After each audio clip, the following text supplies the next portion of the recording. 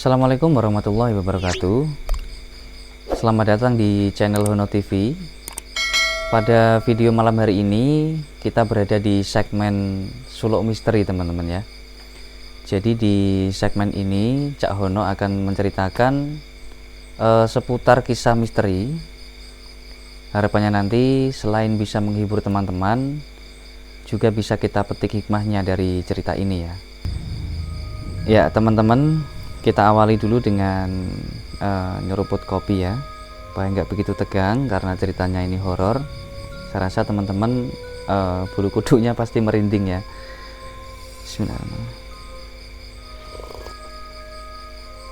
Gini mas, cerita ini menginspirasi kisah nyata sekitar tahun 2016, di mana ada sekelompok pemuda dan pemudi yang melakukan pendakian di salah satu puncak pegunungan Muria, tepatnya di puncak Argopiloso gitu. Jadi mungkin teman-teman udah pernah mendengar ya, puncak Argopiloso. Memang skalanya belum begitu nasional, tapi untuk orang-orang lokal di sekitar Pati, Kudus, Demak, Jepara, saya rasa sudah familiar dengan puncak Argopiloso. Nah, 8 orang ini, 7 orangnya laki-laki dan 1 orangnya perempuan, teman-teman. Gitu. Nah, cerita bermula ketika yang namanya Lek Nawi. Lek Nawi ini sedang cangkruan bersama teman-temannya, dan dia mengatakan bahwa saya ini naik gunung sudah sering, puncak setinggi apapun ibaratnya itu sudah pernah saya daki, dari Mahameru, dari Rinjani dan lain-lain sudah pernah saya daki. Cuman kenapa di area lokal sendiri di Gunung Argopiloso saya itu merasa gagal. Dia mengatakan seperti itu ke teman-teman cangkruannya. Lalu ada temannya yang bernama Marco.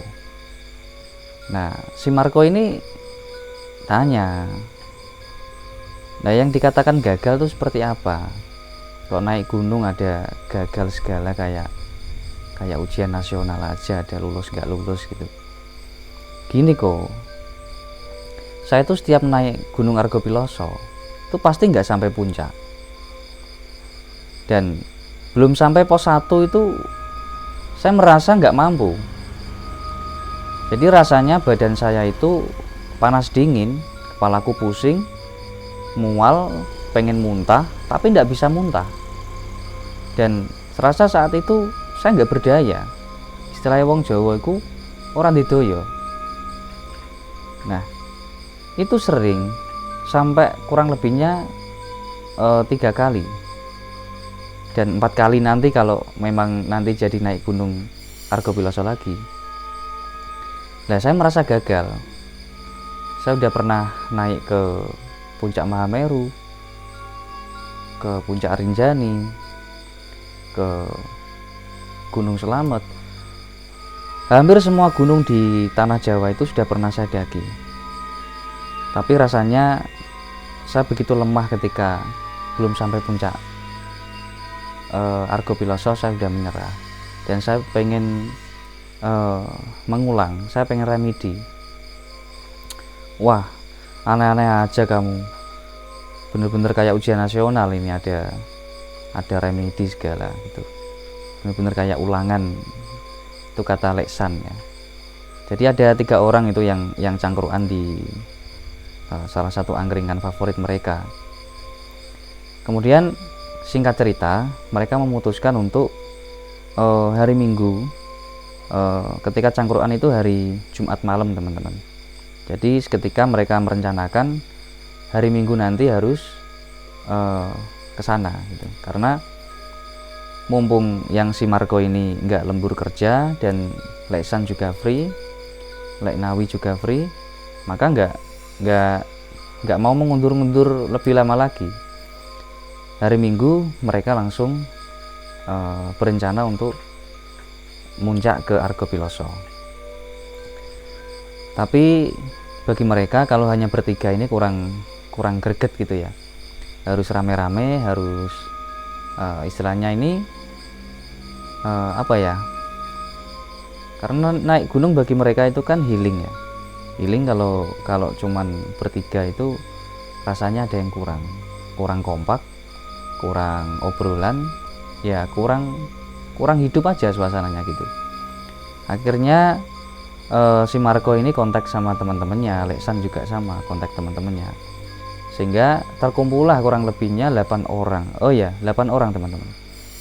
8 orang ini yang 7 laki-laki, yang satunya perempuan. Yang laki-laki ini ada tadi Lek Nawi, Leksan, si Marco, ada Nggotri, ada Ardi, ada Lek Markam, ada Kang Joko, dan yang perempuan ini namanya Verji. Jadi singkat cerita, mereka berdelapan ini berangkat malam minggu teman-teman. Jadi malam minggu sekitar habis isya mereka sampai di base camp.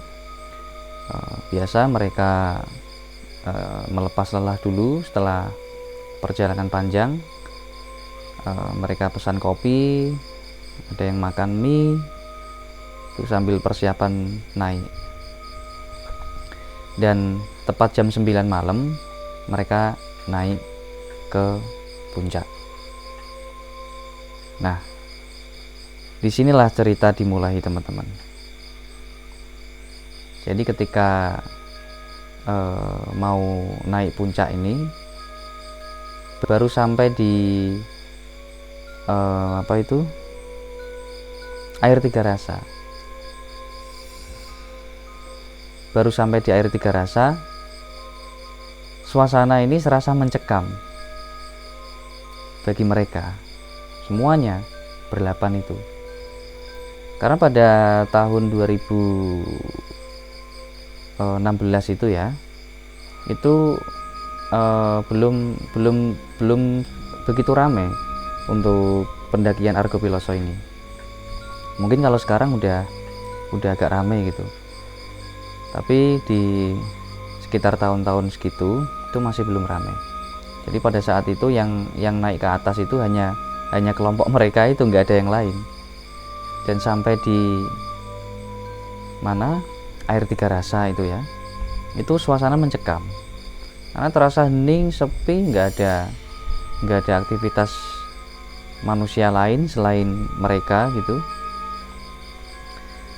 Dan hal aneh mulai terjadi ketika Lek Nawi ini terpisah dari rombongan. Jadi belum seberapa naiknya itu, paling baru berapa ratus meter dari base camp ya, itu Lek Nawi sudah ketinggalan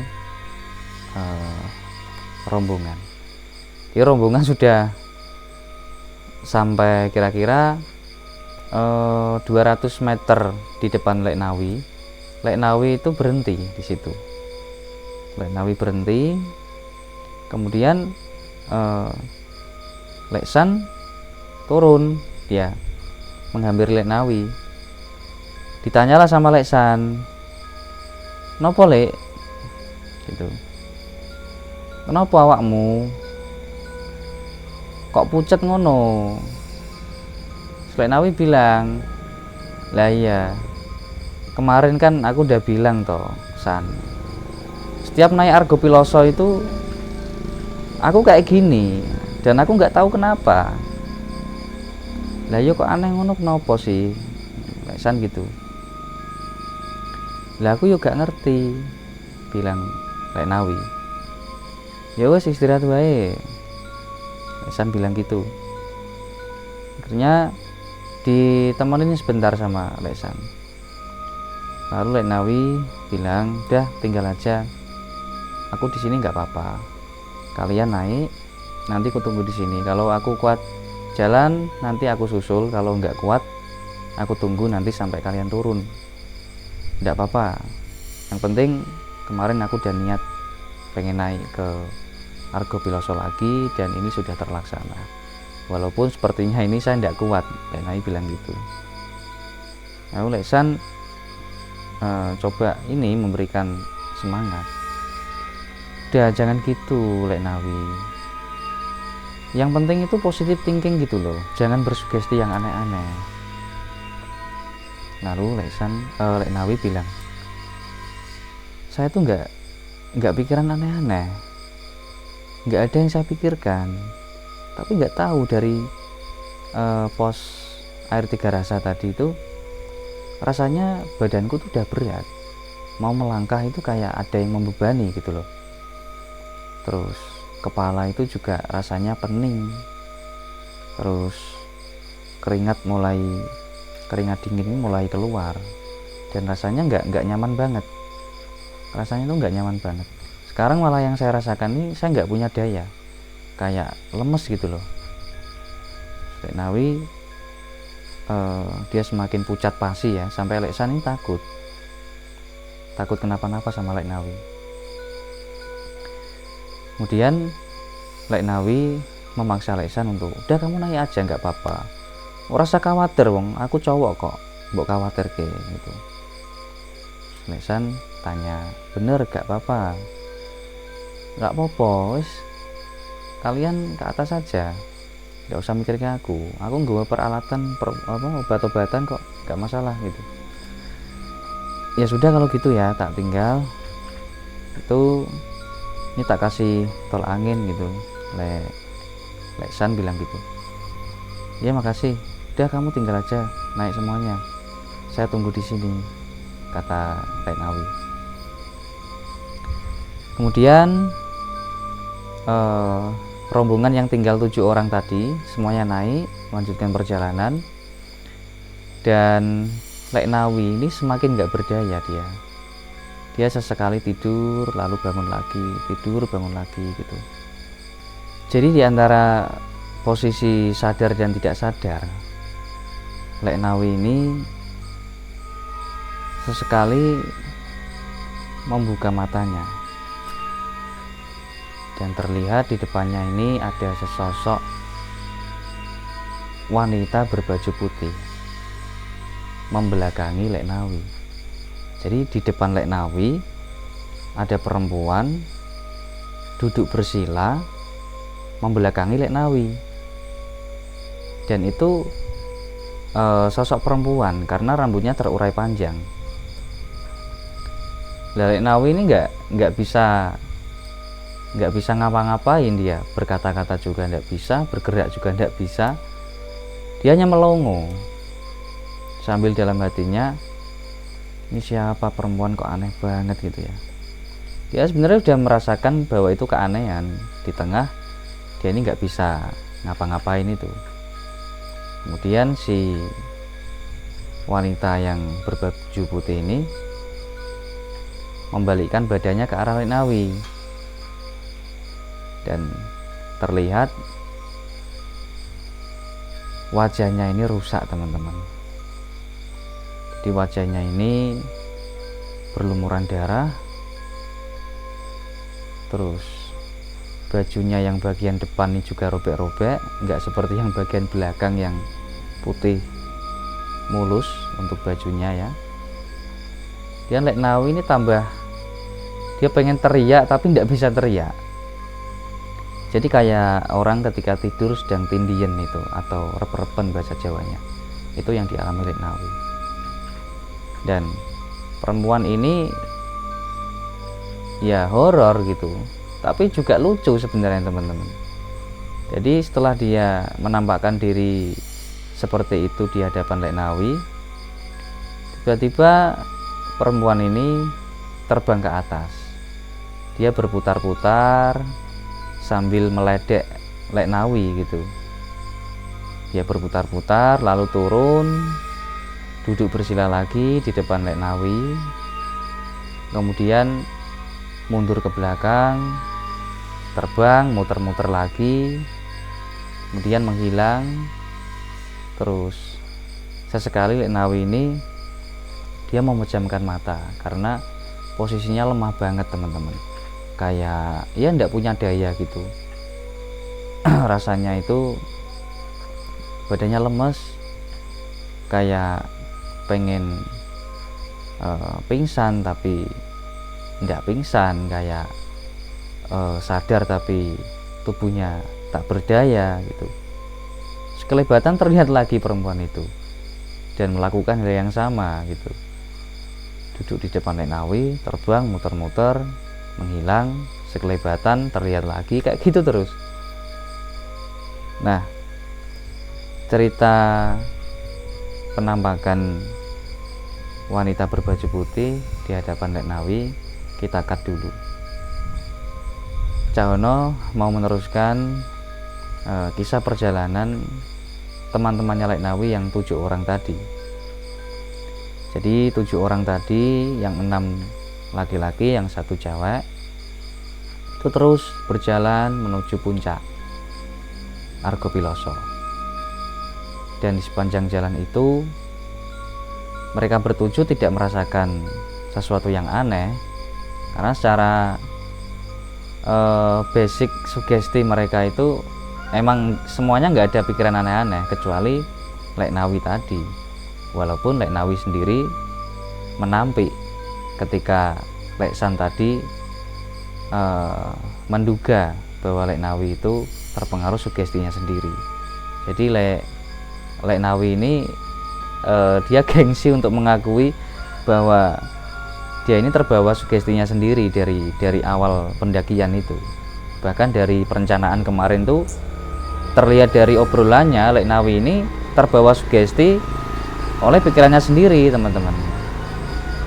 Nah, yang 7 orang tadi tanpa sugesti yang aneh-aneh, terutama yang terkait dengan horor kayak gitu ya, mereka bertujuh ini biasa aja.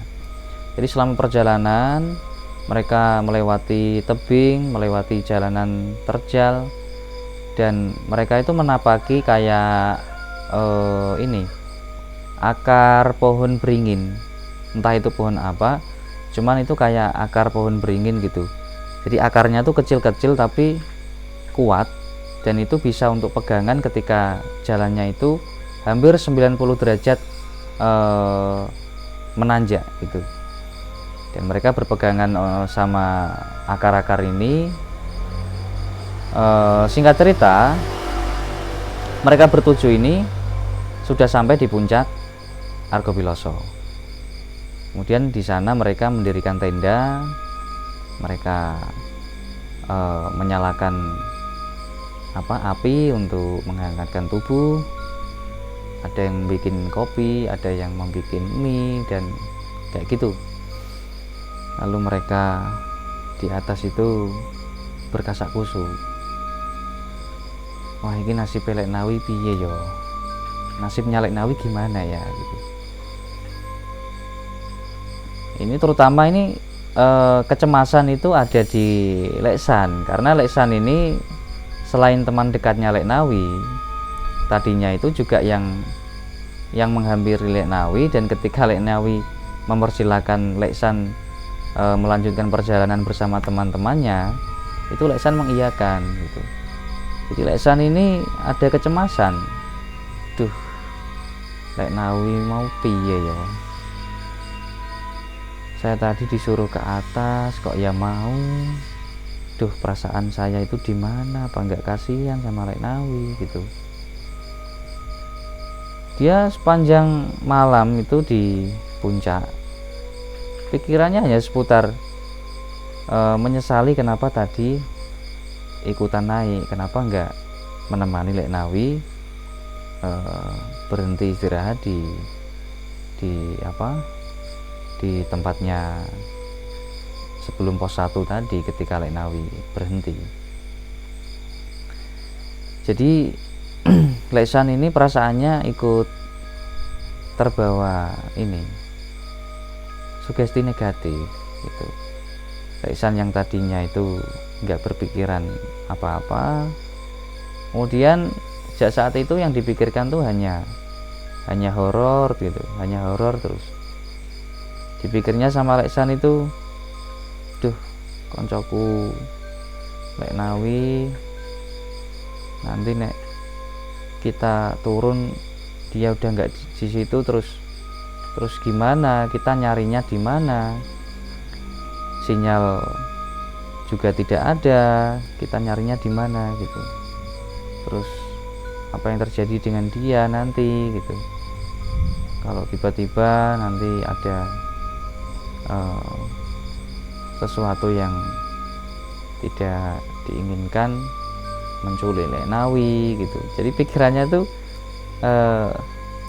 bisa dikatakan konyol nih Lek San ini. Kemudian setelah rombongan bertujuh ini puas menikmati malam di puncak Argopiloso, mereka menunggu sunrise. Kemudian mereka sunrisean bareng, foto-foto, dan setelah dirasa sudah cukup, akhirnya mereka bergegas untuk turun. Mereka turun sekitar jam 10 pagi. Dan perjalanan turun ke bawah itu sebenarnya bisa ditempuh dalam waktu kurang lebih 4-5 jaman, teman-teman. Tapi singkat cerita, ketika mereka bertujuh ini sampai di kira-kira separuh perjalanan turun, itu mereka bertujuh ini mengalami keanehan. Jadi yang namanya Lek Markam, dia ini bukan pendaki. Artinya Lek Markam ini bisa dikatakan dia masih amatir untuk melakukan pendakian di jalur puncak Argopiloso, karena sebelumnya dia belum pernah mendaki ke gunung manapun. Nah, Lek Markam ini dia berada paling depan.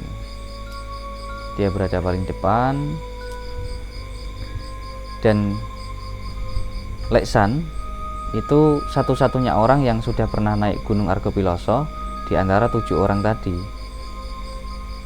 selain Lek Nawi ya. Jadi yang udah pernah naik ke situ itu Lek San sama Lek Nawi. Dan ketika mereka bertujuh ini berjalan ke depan arah pulang ya, itu Lek Markam kan berada di depan nih. Ketika itu ada 2 jalan, bercabang gini. Yang seharusnya itu jalur yang tadi dilewati ketika naik itu lewat jalur yang sini.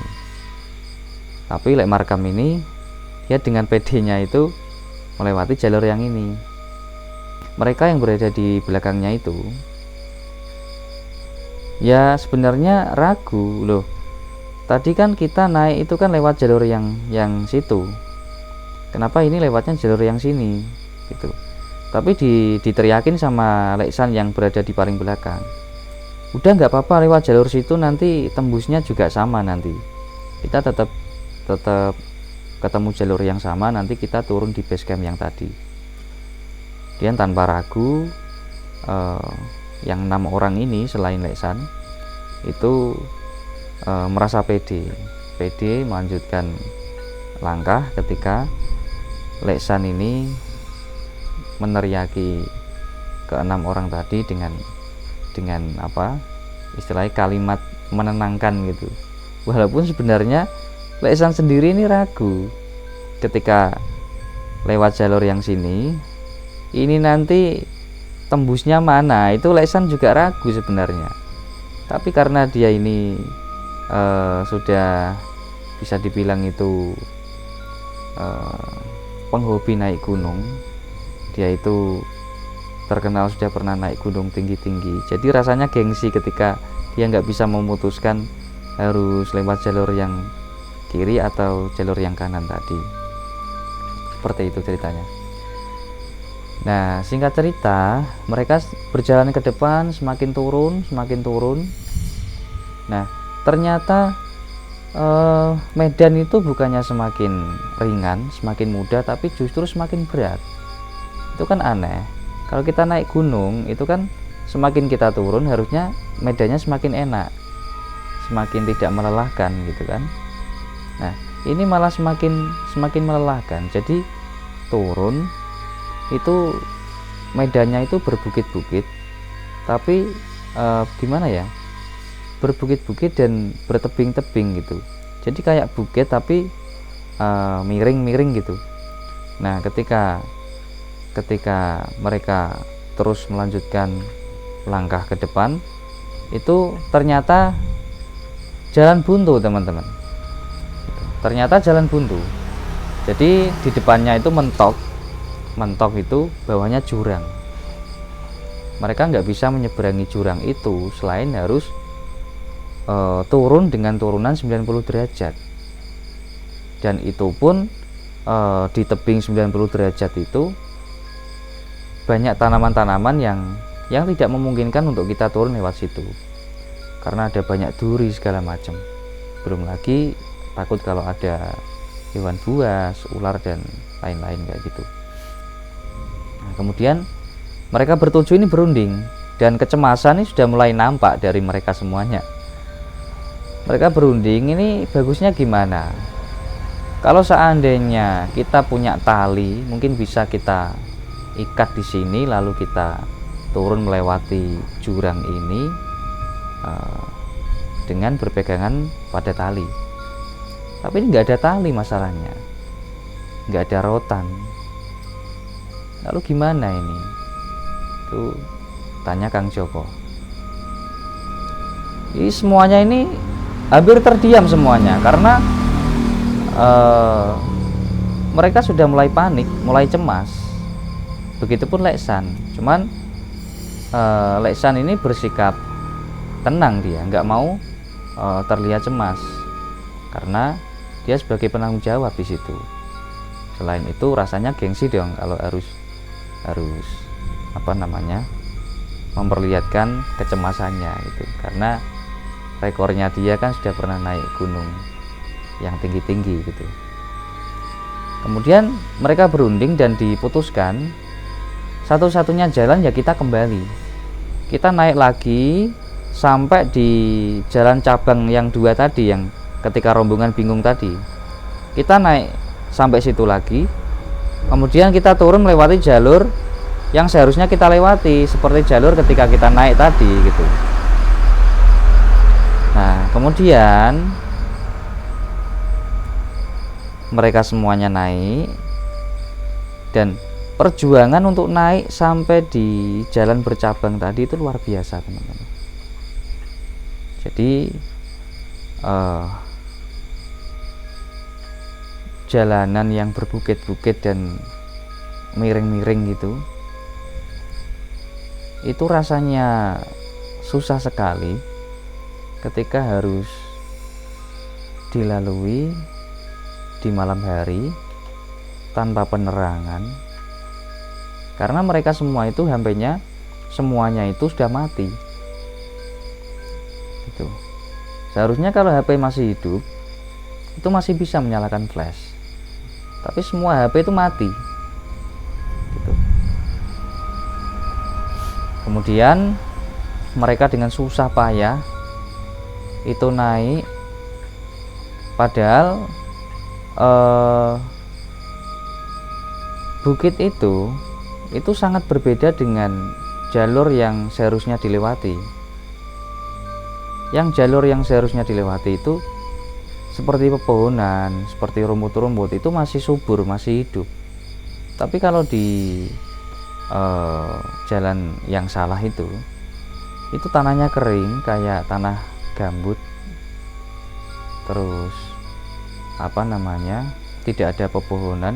Ada pohon besar, pohonnya tuh besar banget, makanya pantas kalau gunung ini disebut sebagai Gunung Purba, karena di situ ada pohon yang sangat besar, namun akarnya ini rapuh. Itu kan kita juga mikirnya aneh-aneh, nanti pohon sebesar ini kalau tiba-tiba ada angin besar terus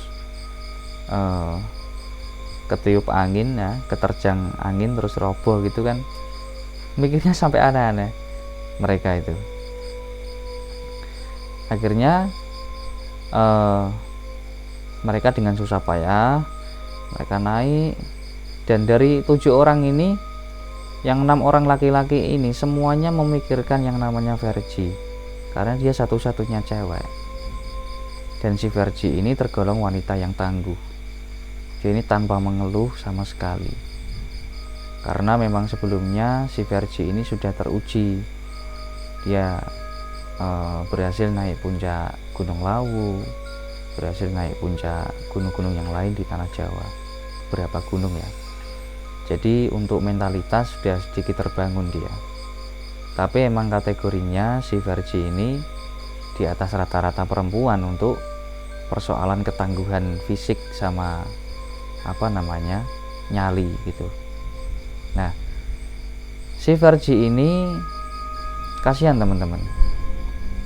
Dia menahan, menahan buang air kecil itu dari mau naik gunung, dari mau naik pendakian dari base camp itu sampai tersesat itu berapa jam, coba bayangkan. Karena apa? Ketika dia disuruh sama teman-temannya disuruh buang air dulu, dia nggak mau karena dia malu, karena dia cewek sendiri gitu. Akhirnya dia menahan kencing dari awal pendakian sampai tersesat itu, dia masih menahan kencing. Dia kasihan, dia mengeluh, aduh sakit gitu. Tapi disuruh kencing dulu, yang teman-temannya juga istilahnya menjaga pandangan gitu. Si Verji ini tetap tidak mau gitu. Akhirnya si Verji ini dengan tertatih-tatih dia berusaha naik, dan belum sampai perhatian kita ini berhenti fokus pada si Verji, tiba-tiba si Ardi itu seperti orang sudah bukan dia sendiri gitu. Yang namanya Ardi ini dia wajahnya pucat pasi, tapi dia ini kayak orang kalau orang Jawa kayak orang delembing gitu, gramyang gitu. Dia tiba-tiba kayak orang gramyang, dan kalimatnya itu susah kita mengerti. Kalimatnya itu susah kita mengerti karena nggak nyambung gitu loh. Kemudian Kang Joko ini kan lumayan dekat sama si Ardi. Kemudian Kang Joko membisikkan ke telinganya, kowe iki gak aneh-aneh. Kowe neng kene mau niatmu munggah gunung, saiki wis mudhun. Dene iki ana lakon ngene, ora usah mbok pikir jero-jero. Ora usah cemas, ndak usah takut. Neng kene kabeh iki kanca. Di sini semuanya ini teman. 7 orang yang di sini sama Lek Nawi yang di bawah tadi itu semuanya teman. Kamu gak usah mikir aneh-aneh. Dan si Ardi ini sadar teman-teman, dan si Ardi sadar, dia bilang ke Kang Joko, iya Kang, mosok ngene tok aku wedi, mosok ngene tok aku kalah gitu. Ya sudah, intinya kamu gak usah mikir aneh-aneh, gak usah bersugesti yang aneh-aneh, udah dinikmati aja. Emang ini nanti bisa kita jadikan cerita ketika kita berhasil turun ke base camp, bisa kita ceritakan ke teman-teman pengalaman kita ini, kan asik gitu. Jadi Kang Joko ini walaupun sebenarnya dia sendiri juga cemas teman-teman, tapi dia berusaha menghibur si Ardi dan teman-teman yang lain agar mempertebal semangat bahwa mereka pasti bisa naik sampai ke jalan yang bercabang tadi gitu. Jadi semuanya ini nggak ada yang nggak panik. Lah bagaimana ndak? Yang pertama, posisi malam hari itu sekitar jam 6 sore ya. Itu untuk penerangan juga kita hanya mengandalkan bulan yang belum begitu terang. Terus HP semua flash itu tidak bisa dinyalakan karena HP-nya mati semua.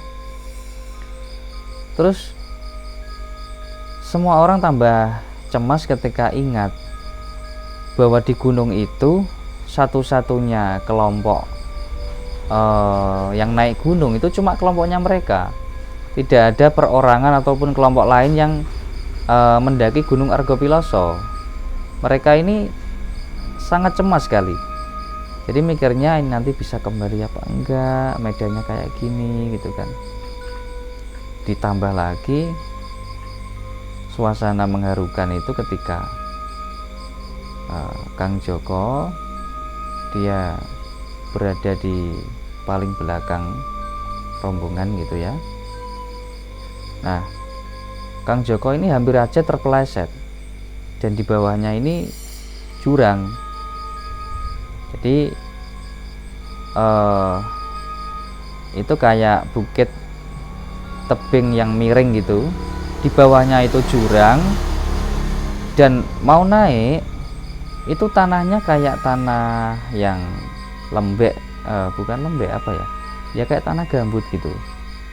Tapi ketika kita berpegangan pada rumput-rumput yang di bawah kayak rumput mati gitu, itu pasti kecabut. Nah, jadi mereka itu sangat hati-hati semuanya. Nah, Kang Joko ini yang berada di paling belakang, dia itu menemukan semacam pohon, mungkin diameternya kira-kira 5 cm lah ya. Nah, itu buat pegangan sama Kang Joko.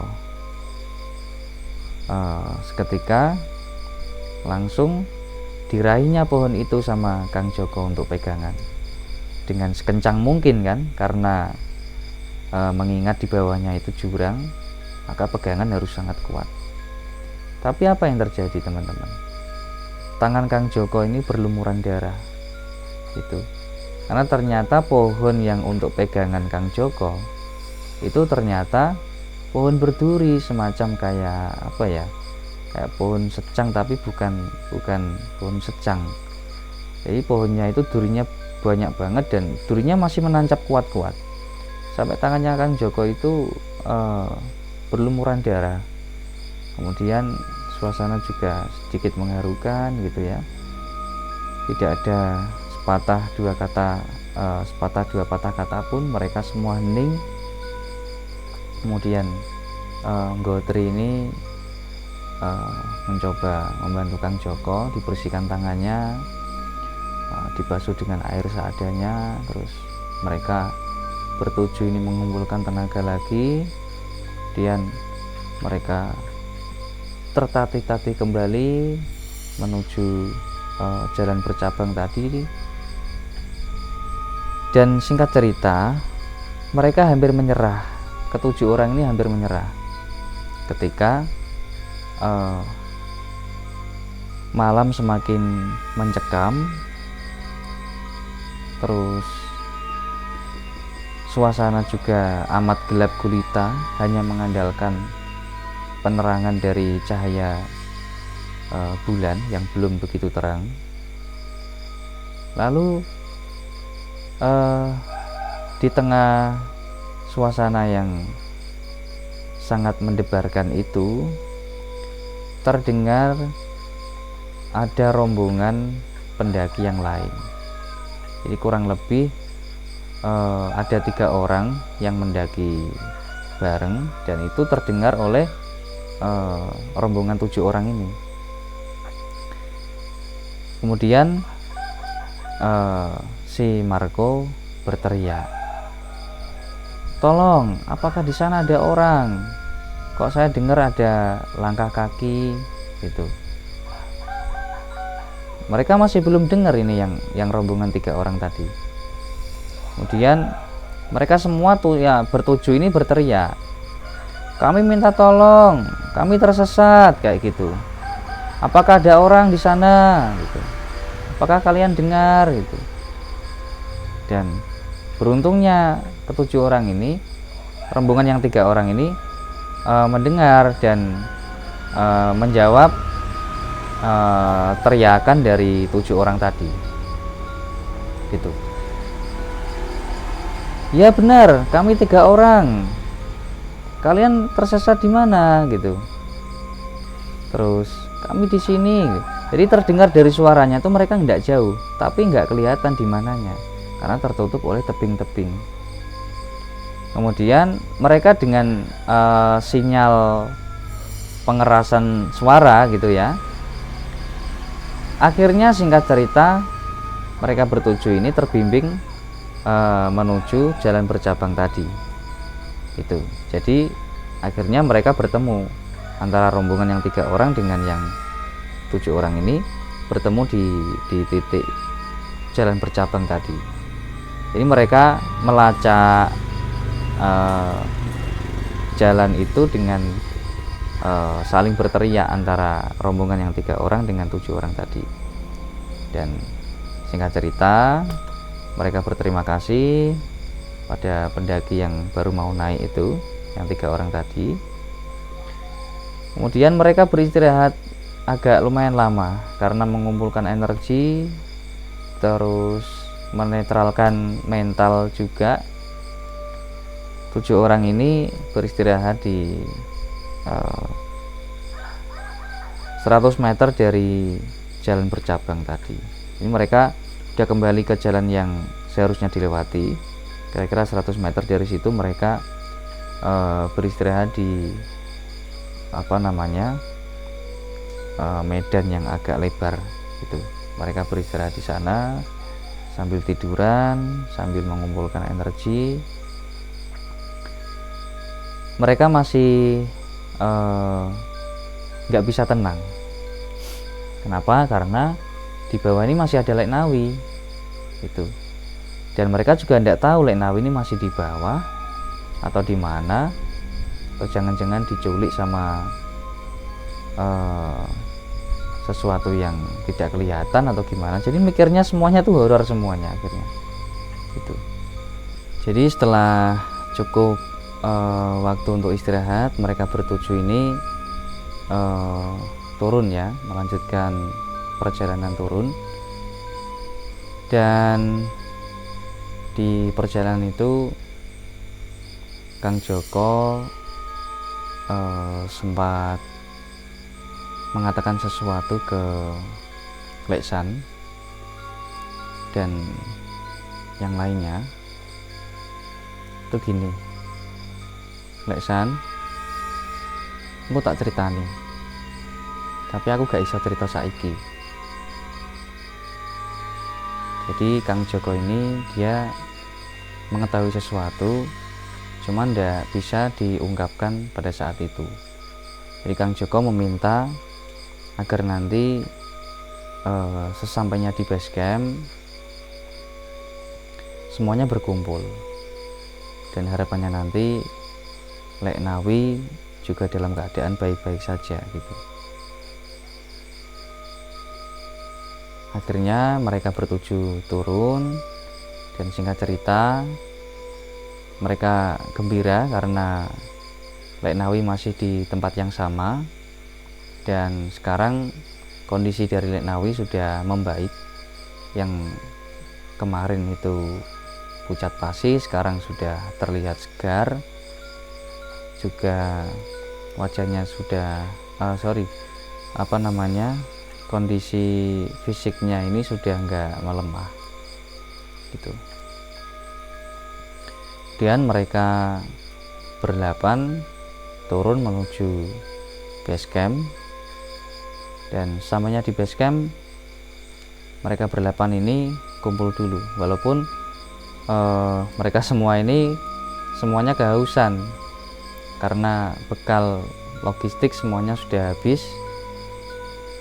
Di sepanjang perjalanan dari ketika tersesat tadi sampai di base camp itu mereka nggak makan dan juga nggak minum sama sekali. Tapi mereka coba menahan itu, dan 8 orang ini berkumpul dan Kang Joko memulai pembicaraan. Gini teman-teman, sebelumnya saya mohon maaf jika saya baru mengatakan sekarang. ketujuh orang selain Kang Joko ini penasaran kenapa Kang Joko berkata demikian gitu. Lalu Kang Joko melanjutkan pembicaraannya. Gini teman-teman, sebenarnya tadi ketika awal pendakian saya memiliki firasat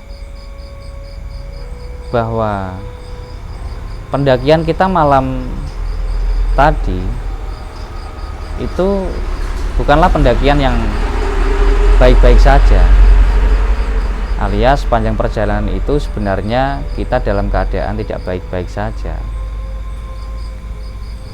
Jadi keadaan ini dimulai ketika, mohon maaf, ketika kemarin baru berencana ke sini, itu Lek Nawi ini dia memiliki sugesti yang negatif. Bukan berarti saya menyudutkan Lek Nawi ini ya. Tapi karena Lek Nawi ini dia memiliki pikiran yang buruk, artinya Lek Nawi ini sedang membangun sugesti ketidakbaik-baik sajaannya ini sejak dari awal berencana ke sini kemarin itu. Nah, pada saat itu pikiran negatif dari Lek Nawi ini sudah terbaca oleh penghuni sini. Akhirnya penghuni sini yang diwakili oleh sesosok berbaju putih yang dilihat oleh Lek Nawi tadi itu untuk meneror kita semua yang melakukan pendakian malam tadi itu. Dan mereka ini emang benar-benar berniat meneror kita itu. Tujuannya apa? Supaya kita tidak melanjutkan pendakian gitu. Nah, kenapa sih kita dihalang-halangi untuk menuju pendakian gitu? Karena salah satu dari kita ini tadi, Lek Nawi, itu secara fisik dia nggak bisa dipaksakan, walaupun sebenarnya itu gara-gara sugestinya sendiri. Akhirnya dia kena teror sendiri. Nah, karena alasan itu kan Lek Nawi jadi nggak bisa melanjutkan perjalanan. Karena mereka yang menghuni sini itu sebenarnya tujuannya baik, supaya kita nggak meninggalkan Lek Nawi. Mungkin beda cerita ketika Lek Nawi tadi nggak berpikiran, nggak bersugesti negatif apapun gitu. Artinya kita bisa lancar melanjutkan pendakian dengan nyaman-nyaman saja gitu. Tapi karena kondisi Lek Nawi seperti itu, mereka itu nggak menginginkan kita berpisah dari Lek Nawi. Itu yang pertama. Terus yang kedua, tadi Lek Nawi cerita bahwa selama tadi kita tinggal, Lek Nawi itu mengalami kejadian mistis. Ada penampakan di depannya, wanita berbaju putih, bermuka hancur, dan lain-lain. Nah, itu tujuan dari dia menampakkan diri seperti itu. Itu sebenarnya sepele teman-teman. Jadi yang berbaju putih itu kita sebut kuntilanak ya. Nah, kuntilanak ini dia ini merupakan salah satu arwah penasaran gitu. Dia salah satu arwah penasaran yang kalau kita kilas balik, ketika dia hidup dulu, dia itu mengalami kejadian sesuatu yang tidak mengenakan di ujung kematiannya. Jadi dia ini dulunya juga pendaki perempuan, dan dia diperlakukan dengan tidak baik oleh teman-temannya. Dalam tanda kutip, ada tindakan asusila di situ. Nah, kemudian teman-temannya ini untuk menutupi kejahatannya, si perempuan ini dibunuh, dilempar ke jurang. Tuh. Nah, jurangnya itu di mana? Ya di tempat tadi ketika kita salah arah tadi, yang jalan bercabang harusnya kita ke kiri tapi kita ke kanan, dan akhirnya kita mentok di jalan buntu, bawahnya jurang, kita nggak bisa turun selain memutuskan untuk kembali, gitu kan. Ya, disitulah tempat dia dibuang dulunya. Nah, dia ini merupakan arwah penasaran yang sedikit banyaknya dia ini sudah istilahnya terpengaruh oleh yang namanya energi negatif. Nah, energi negatif itu bisa kita bilang dari golongan iblis yang mempengaruhi daripada arwah si perempuan ini. Karena perempuan ini meninggal dalam keadaan kecewa, sakit hati, ada rasa dendam, akhirnya membuat arwah ini belum bisa diterima di sisi Allah. Dia belum bisa kembali ke alam barzah. Akhirnya dia penasaran. Dan ketika dia penasaran itu, satu sisi sifat kemanusiaannya itu kan masih ada. Dia dulunya manusia, dulu juga normal-normal saja, bahkan bisa dibilang dia ini cantik di zamannya ya. Dia itu masih gadis, dulunya cantik, kemudian meninggal jadi seperti itu. Lalu secara kegaiban, si perempuan ini sudah dirasuki sama iblis. Si arwah ini sudah dirasuki sama iblis gitu. Jadi iblis itu juga bisa merasuki arwah penasaran juga gitu. Karena ibaratnya si perempuan ini, si arwah perempuan ini, dia membuka celah di situ. Nah, celahnya itu dari mana? Ya tadi dari dendam, dari emosi, dari kecewa ketika di ujung kematiannya tadi, sehingga aura negatif, aura hitam keburukan itu dibaca oleh iblis. Lalu dirasukilah arwah ini oleh iblis. Akhirnya si arwah ini menjadi kuntilanak dan dia bertabiat bisa dibilang itu buruk. Kenapa buruk? Karena dia akhirnya punya kebiasaan mengganggu orang, menakut-nakuti orang. Nah, tujuannya dia mengganggu atau menakut-nakuti itu, yang pertama dia melaksanakan tugas dari iblis untuk menyesatkan manusia. Nah, menyesatkannya di mana? Kan dia hanya menakut-nakuti kan. Jadi ketika kita takut, kadang-kadang kita ini kan bukannya ingat sama Allah, tapi kita malah istilahnya memelas sama dia atau meminta pertolongan sama khodam kita atau sama siapalah gitu kan. Nah, ini secara kadang-kadang ini secara batiniah ini sudah bisa dibilang kita ini melakukan penyimpangan ketauhidan gitu kan. Nah, disitulah tipu daya iblis dilancarkan. Nah, dan satu sisi si arwah perempuan yang gentayangan ini, kita sebut kuntilanak gitu ya, karena wujudnya seperti itu, dia ini masih punya sifat kemanusiaan juga, bahwa dia ini dulunya cantik, sekarang kayak gini, dia minta disempurnakan, dia minta dikembalikan menjadi wujud seperti manusia dulu yang cantik dan dikembalikan ke alam barzah gitu. Tapi dia ini nggak tahu harus minta tolong sama siapa. Dan kebetulan dari satu rombongan kita tadi berdelapan itu ada yang namanya Leknawi, yang dia ini sudah membawa sugesti negatif dari rumah, dan itu di antara 8 orang itu yang paling mudah untuk istilahnya itu diperlihatkan wujudnya di depan dia. Kalau yang 7 orang ini termasuk saya ini masih susah untuk diperlihatkan penampakannya, karena kita masih banyak mengabaikan tentang kegaiban. Tapi kalau yang leknawi ini dia paling gampang untuk diperlihatkan wujudnya gitu. Dan kenapa saya bisa tahu seperti ini? Karena tiba-tiba tadi ketika saya turun itu seperti saya ini melihat random kejadian seperti itu.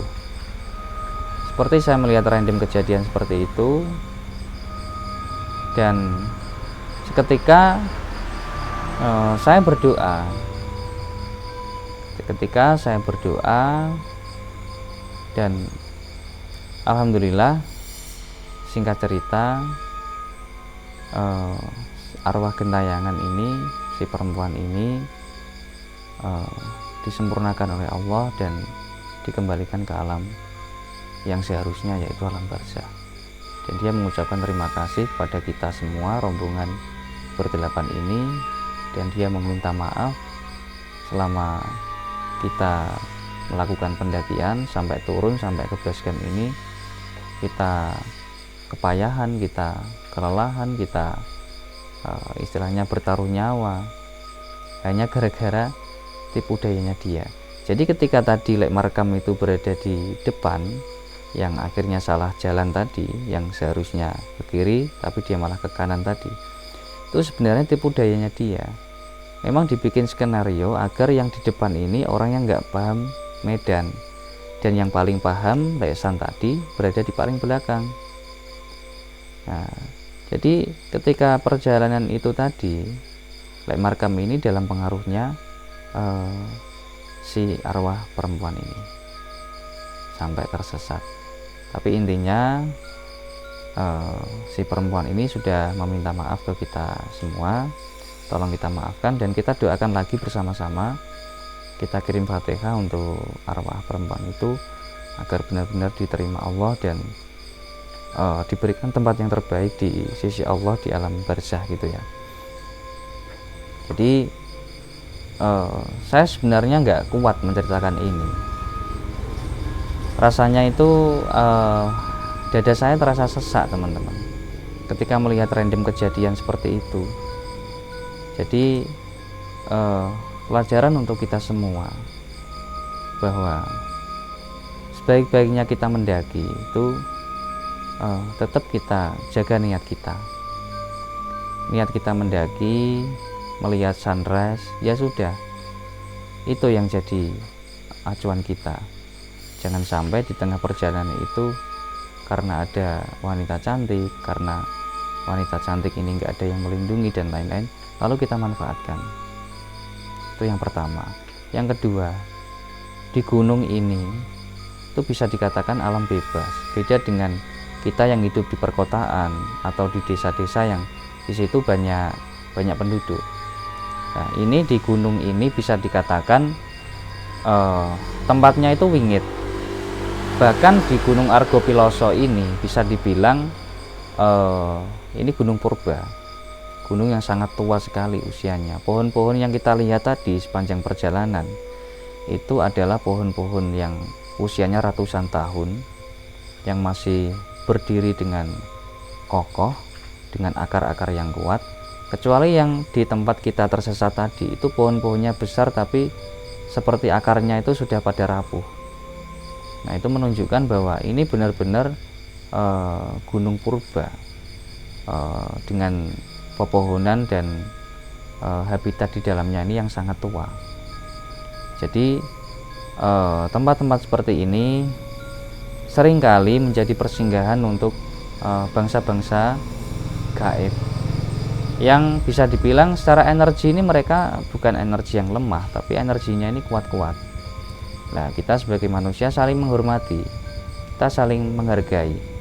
Jangan sampai kita naik gunung, kita memasuki alam bebas, lalu kita seenaknya sendiri. Karena mereka sendiri, mereka semuanya yang gaib, yang nggak kelihatan, ini juga makhluknya Allah. Dan sama seperti kita, memang ada yang beriman, ada yang fasik, tapi itu bukan urusan kita. Yang terpenting ketika kita dimanapun berada, kita itu menghormati apapun yang ada di situ. baik itu yang nyata maupun yang tidak kelihatan. Nah, ini pelajarannya teman-teman. Jadi saya nggak bermaksud lancang, tapi karena saya melihat random kejadian seperti itu, maka harus saya sampaikan saat ini. Karena takutnya kalau menunggu besok, nanti saya lupa. Gitu. Dan akhirnya Lek Nawi dia berterima kasih sama Kang Joko, walaupun Kang Joko tadi bisa dibilang sedikit apa ya istilahnya, menceramai Lek Nawi tentang kesalahannya dalam membangun sugesti tadi ya. Tapi Lek Nawi sangat berterima kasih, berkat kejadian itu akhirnya Lek Nawi istilahnya nggak ingin lagi ketika nanti naik gunung manapun ada pikiran aneh-aneh sebelumnya. Pokoknya ketika nanti naik gunung ya sudah diniati naik gunung, tidak ada pikiran horor dan lain-lain. Yang penting harus saling menghormati satu sama lain, baik yang kelihatan maupun yang tidak kelihatan. Jadi Lek Nawi menyatakan seperti itu. Dan teman-teman yang lain, ketika Kang Joko menceritakan random kejadian yang demikian tadi, semuanya berlinang air mata. Gitu. Semuanya berlinang air mata dan semuanya bersyukur di tengah-tengah kejadian yang sangat mencekam, yang taruhannya bisa dibilang nyawa tadi ya. Ketika mereka semua tersesat tadi, itu mereka masih bisa sampai base camp, masih diberikan keselamatan, tuh mereka bersyukur. Akhirnya cerita ini ditutup dengan selesainya pembicaraan Kang Joko. Kemudian mereka menuju ke warung di dekat base camp dan semuanya akhirnya memesan makanan beserta minuman untuk memulihkan tenaga mereka. Jadi ini kisahnya teman-teman, semoga bisa kita petik pelajarannya, dan barangkali ada kesalahan dalam penuturan cerita ini dari saya sendiri, Cak Hono, mohon dimaafkan. Dan semata-mata dari cerita ini kami berharap bisa menghibur teman-teman semua, dan juga teman-teman semua bisa mengambil hikmah pelajaran yang bisa dipetik dari seluruh kisah ini tadi. Wabillahi taufiq wal hidayah. Assalamualaikum warahmatullahi wabarakatuh.